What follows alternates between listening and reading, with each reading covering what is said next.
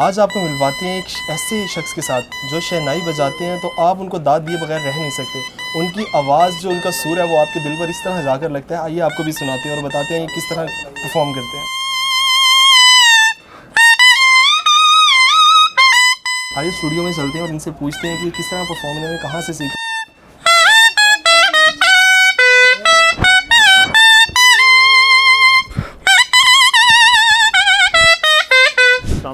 आई am Rashid Abbas shehnai नवाज़ from Hafizabad Pakistan.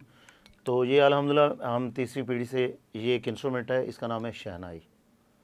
ये कदीमी साज़ है, ये रियल इंस्ट्रूमेंट है, ये हमारी सकाफ़त का साज़ है, एशिया का साज़ है ये, जिसको हम 25 साल से मैं बजा रहा हूँ और कई साल मेरे वालिद साहब ने बजाया।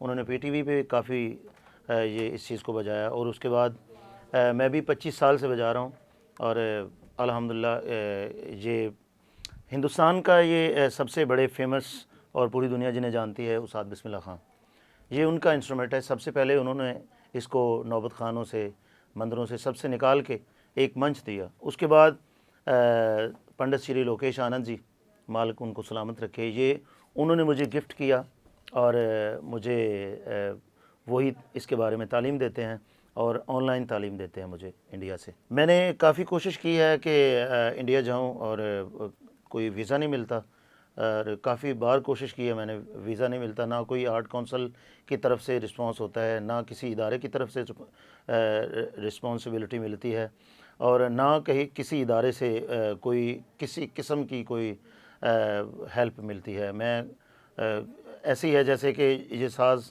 ख़त्म ना हो, मैं बजाता जा रहा हूँ और मैंने काफ़ी इस पे स्ट्रगल किया है शहनाई पे। तो मैं इंशाल्लाह कोई अगर मुझे एक वक्त की रोटी ना मिले लेकिन शहनाई में नहीं छोड़ूंगा इंशाल्लाह। जी अल्हम्दुलिल्लाह। पाकिस्तान में एक रंगी खान साहब थे, वो भी इंडिया से सीख के आए थे और उन्होंने भी इंडिया से सीखा। उसके बाद मैं भी लोकेश आनंद, पाकिस्तान में ऐसा कोई बंदा नहीं जो इसकी टेक्निक के बारे में जानता हो। इसकी टेक्निक मुख्तलिफ है, ये रीड की, ये पाइप की, शहनाई की, इसके टोनल क्वालिटी की, इसके रागों की। राग तो पाकिस्तान में सबको आता है लेकिन शहनाई को किस तरह से यूज़ करना है ये पंडित श्री लोकेश आनंद जी से बेहतर कोई नहीं जानता। ये सबसे पहले ये बिल्कुल यही होता था जब फ़ारस से ये आया था। ये बेसिक फ़ारसियन इंस्ट्रूमेंट है, फ़ारस का बना हुआ है।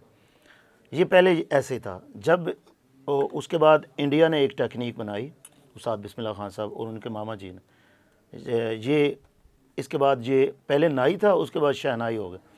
शहनाई तब बना जब इसमें, क्योंकि मेरे उस्ताद जी लोकेश आनंद जी के बताने के हिसाब से, जब क्योंकि शह का मतलब है फूंक मारने वाला साज।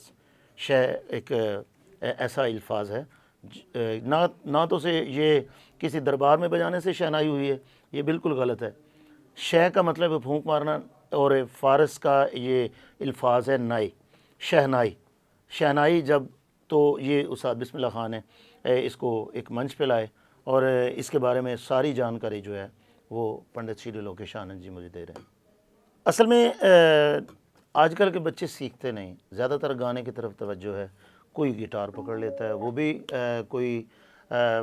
भी रेडीमेड साज है, वो पकड़ के, जैसे रेडीमेड कपड़े होते हैं हम बच्चों के लिए लेते हैं, हम फैमिली के लिए कपड़े जैसे उठा लेते हैं, वो साज जो रेडीमेड है वो भी ऐसे ही हैं। लेकिन वाहिद ये साज है, इसको सबसे पहले तो ये पाइप का बैलेंस करना पड़ता है, इसके साथ ये रीड का बड़ी रियाज के साथ। लेकिन सीखने के अलावा ये नहीं आता। सीखें, अच्छे से सीखें और सही राग और सही ताल के साथ, और इसको सही ये जो टेक्निक है ये पंडित श्री लोकेश आनंद जी की है कि हमारा ये जो रीड है इसको हम 10 घंटे बजा सकते हैं।